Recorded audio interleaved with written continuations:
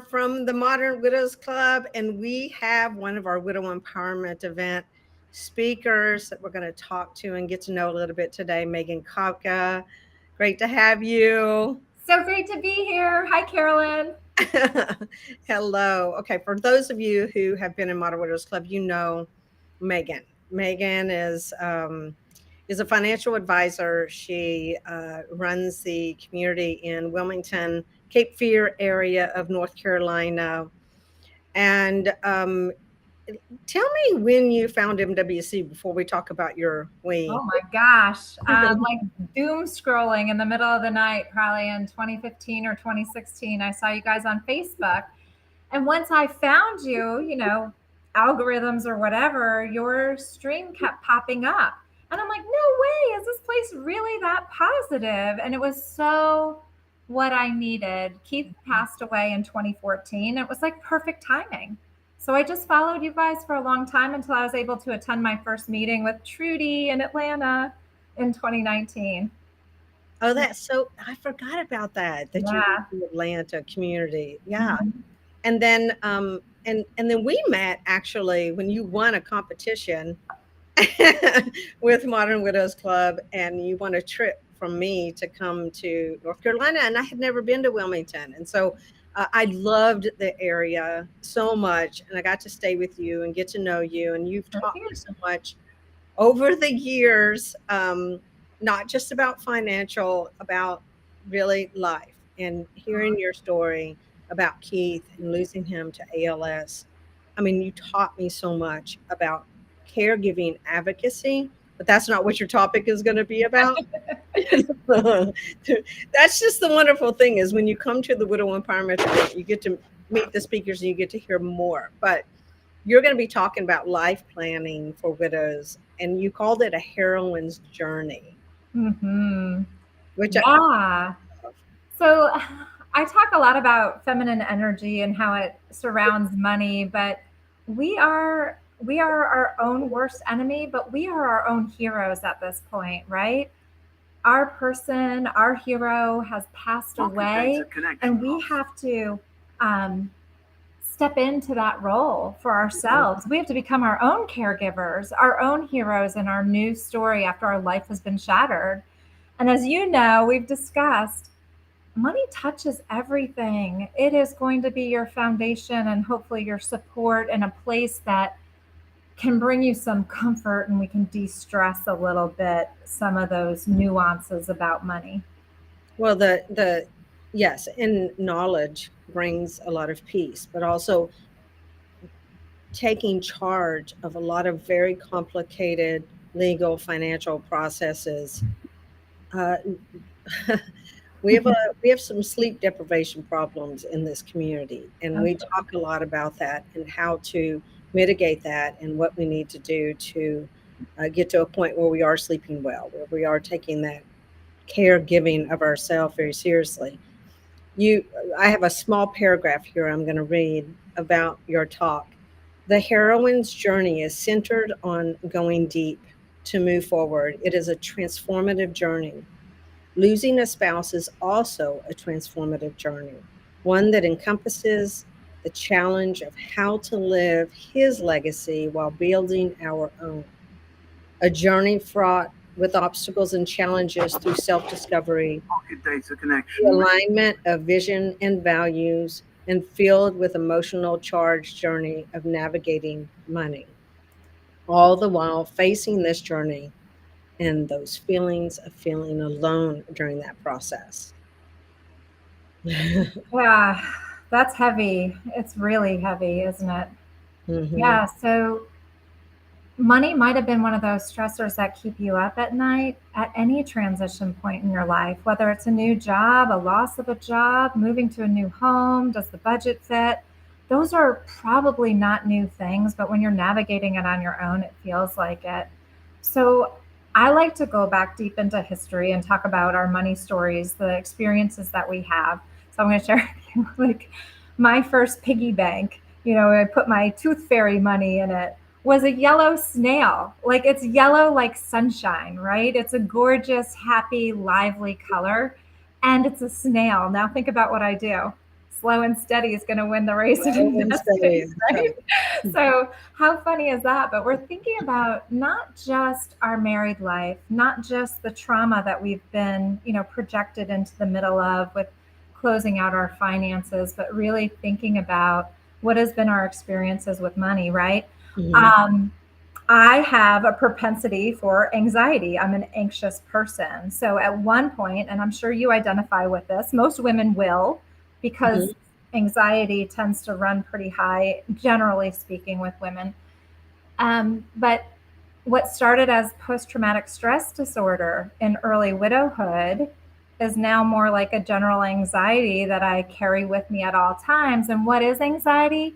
Real or imagined, it's a stress or a threat in your life. Money is threatening to a lot of people. It's taboo in conversation.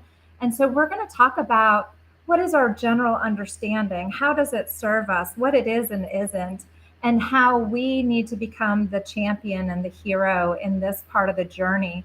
Because the money, sadly, it's not a one and done. You're going to revisit this every month, right? Like we have a cash flow, checks come in every month, expenses go out every month, and that's just life. So it's not just learning today and right now. And then the other thing is too, is when you're in deep grief and mourning, is learning really the place that you need to be. So what are you capable of doing? What can you outsource? Who can you talk to in confidence? So, in my experience, it is crucial for a fresh widow to get an appointment with financial planners and take a step in and move forward with somebody on a plan and a grief counselor. I mean, there are waits for those. And both of those things is like the words that we called out when we were done with hide and go seek. Ready or not, here we come, right? Right. I always say emotional, mental health, and financial health are your very first two pillars. Yeah. When we talk about the 7 pillars of healthy widowhood, you're going to live in that space in the beginning. Definitely for the first couple of years. They're both happening at the same time. That's exactly what you said to me one time. They're happening at the same time. It's like, yeah, they're running parallel tracks, and you can't run or hide from grief, and you can't run or hide but for so long from the financial tasks that you're facing. Yeah, and the decisions they're big. They concern the quality of your life. Yes.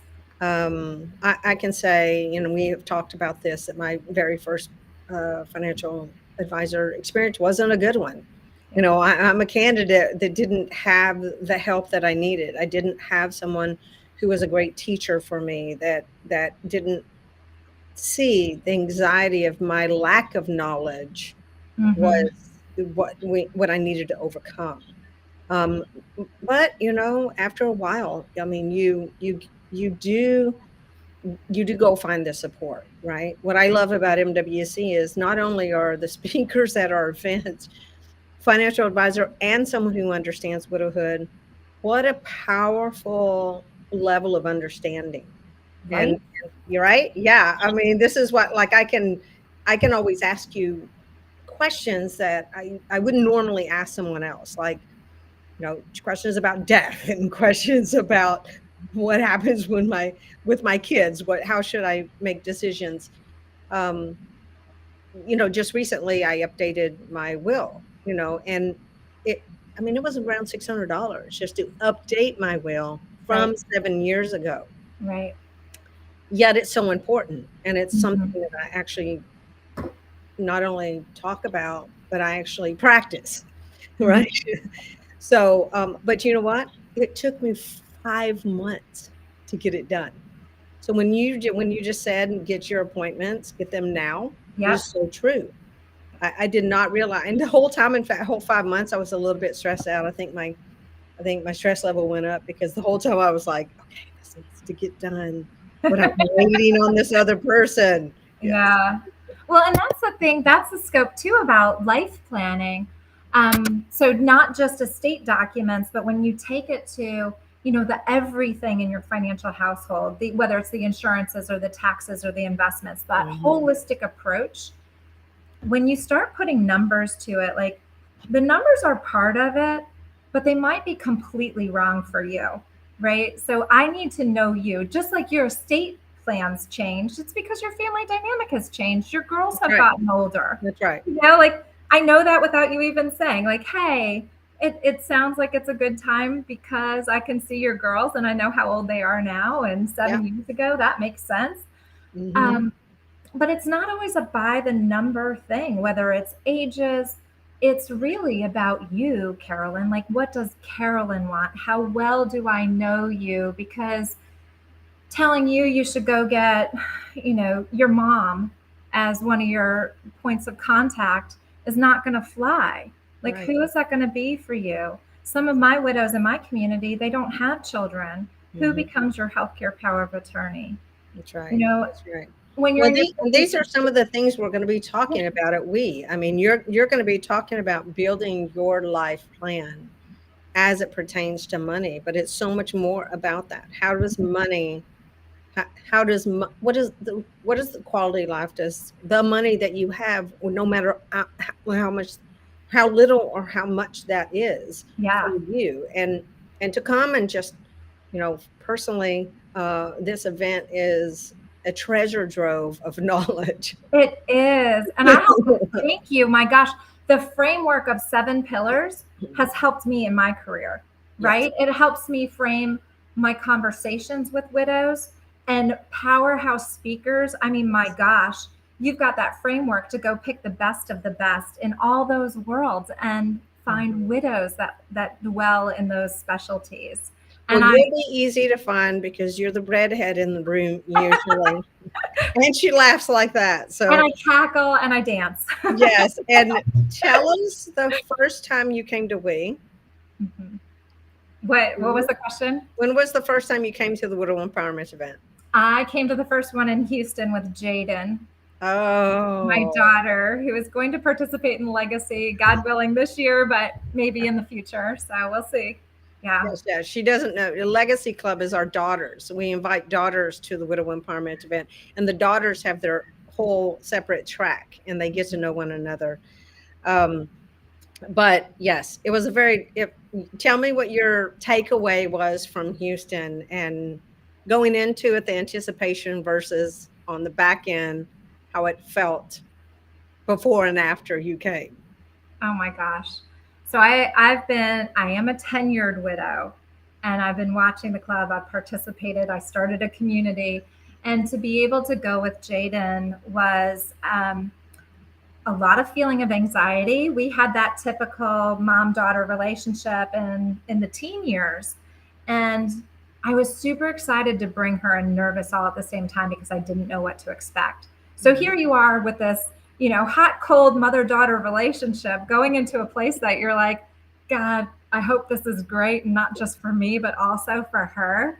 And it was everything and then some. We came home, it strengthened our relationship Yeah. so much. We bonded, we had so much fun. We did denim and diamonds, and we had fun planning for it. It was great. It was so great.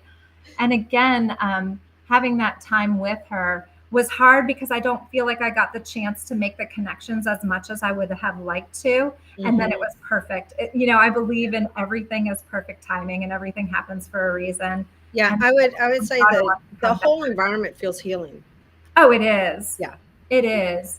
That There that's are, the that's the best, healing and inspiring. Those are always the two words I go back to about Widow Empowerment event because they're such great speakers, such great activities, such great ways of connecting.